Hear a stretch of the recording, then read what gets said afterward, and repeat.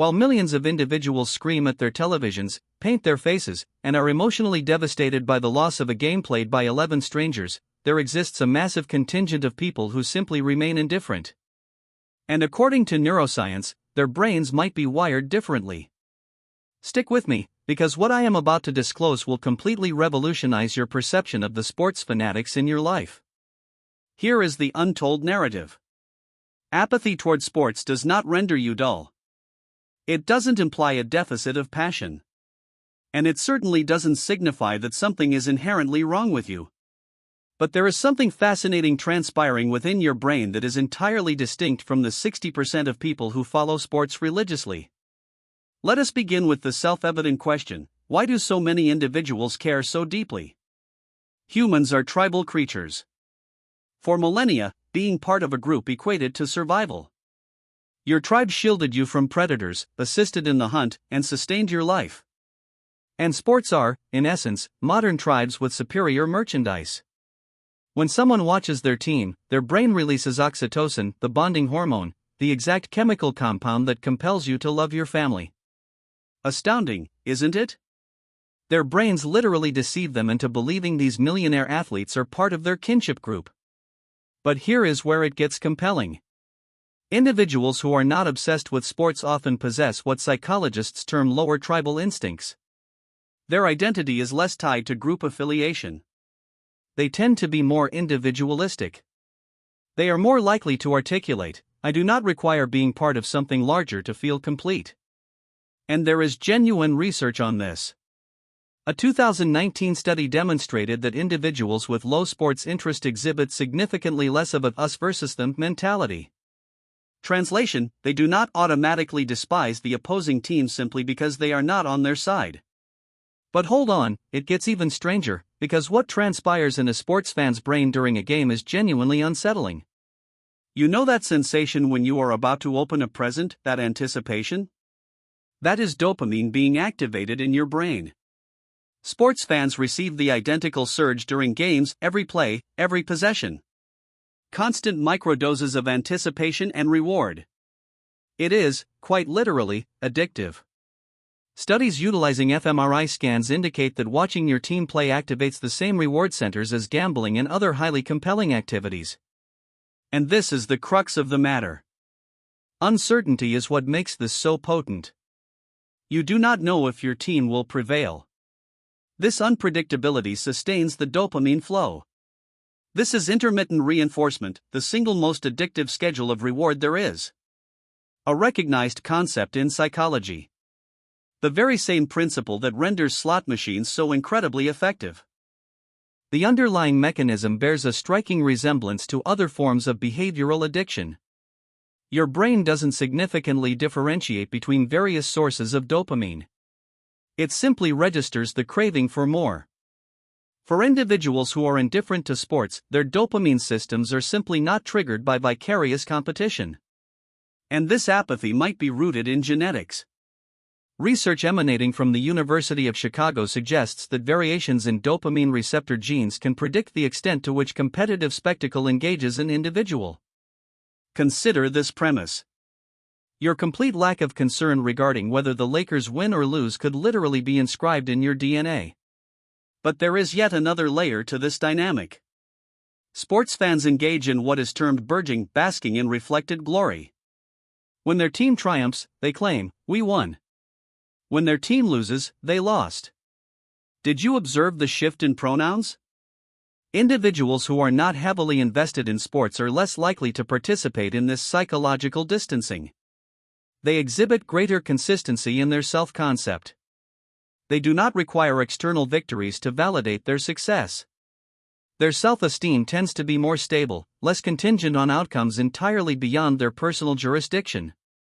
Now, before the comments section inevitably erupts, I am not asserting that one approach is superior to the other, but I am arguing that legitimate psychological distinctions exist, and grasping them is fascinating. Here is something that sounds counterintuitive. Sports fans frequently score higher on specific metrics of empathy. They practice profound concern for the struggles of other individuals, even if those individuals are strangers merely wearing their team's jersey.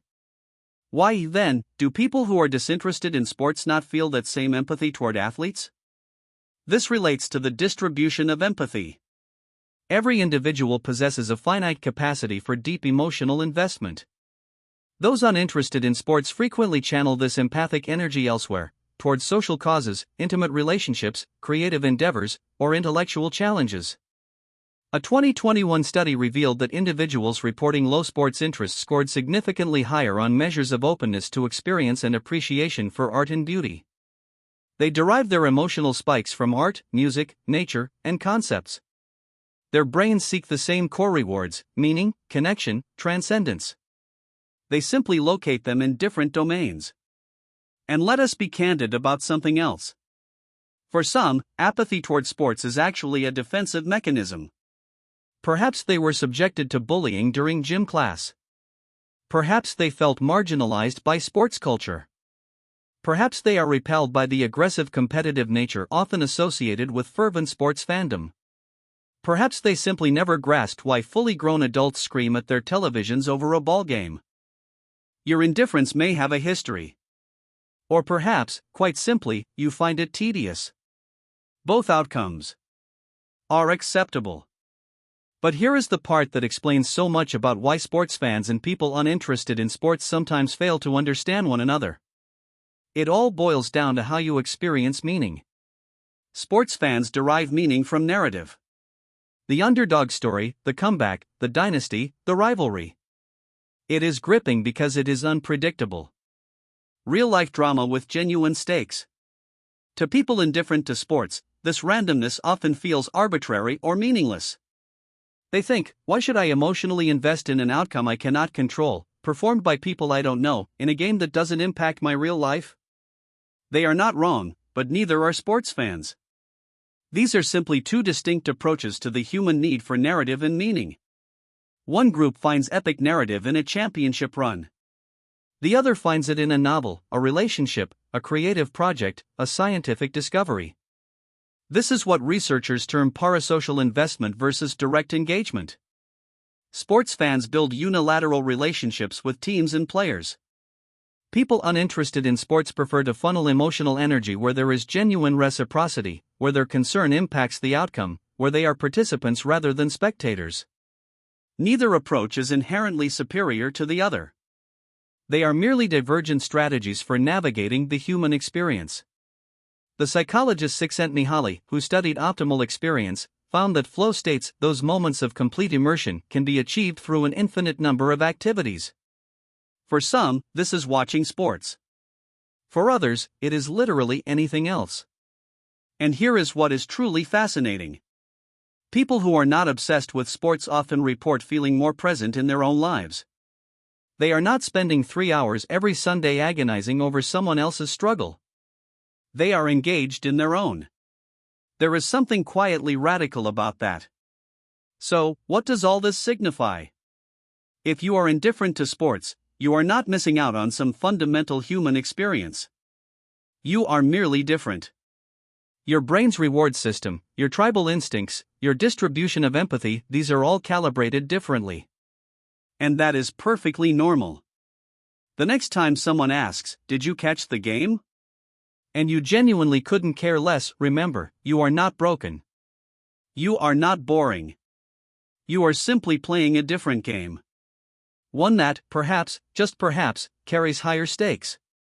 If this resonates with you, you will likely enjoy learning why quiet people actually process information fundamentally differently from everyone else, and why that might be your greatest advantage. Click on one of these videos to discover why you think slightly differently than the crowd.